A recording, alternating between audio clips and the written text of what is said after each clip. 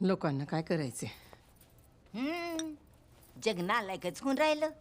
पण तुम्ही साधी सुधी माणसं म्हणलं चला तुम्हाला भेटून सगळं सांगू. म्हणजे मला वाटतं या आईला कमलाची तपासणीच करून घेऊ. मग मुलगा आहे का मुलगी कळूनच जाईल. हो दाजी, असलं काय करायच्या भानगडीत पडू नका. हा, पकडले गिकडले गेले ना जेलमध्ये राहावं लागेल. हे बाई, असं काय बी करत नाही आम्ही. फक्त तिला सरकारी हॉस्पिटलमध्ये नेत नाही एवढंच करतोय. बाकीचं जे काय व्हायचं आहे ते घरीच होईल. मग ठीक आहे, पण भीती असतेच ना. आतलं कुणाला काय कळते. पण मुलगी झाली तर मुलगाच होणार. तसंच होते.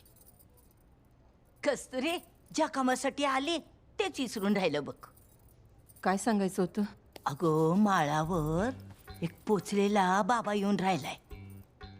मुंबई, नाशिक, पुणे इथून त्याला लोक भेटायला येतात. काय करतात ते? मी तर असं ऐकून राहिले, बाबा 4 मनुका देतात. चांदीच्या पेल्यात चांदण्या रातीला गाईच्या दुधात त्या भिजवत ठेवायच्या आणि मग प्यायला द्यायचं. मुलगाच होतो म्हणे.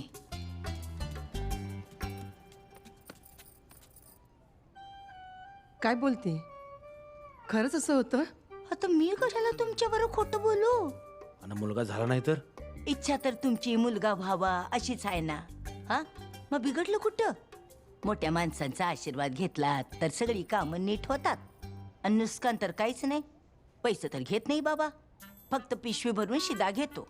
त्याला किती लागते? 200-400 रुपये. आता एवढा विचार करायची काय गरज नाही. तुमचा भरोसा नसला तर राहिलं. तुम्ही माझी माणसं म्हणून आपलं सांगायला आले. येते मी. हे थांब.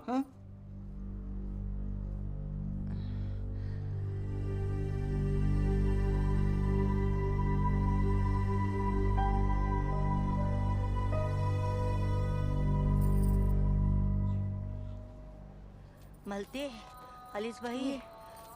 बरं झालं. बस हे देवा. पाणी. हा दे बाई दे.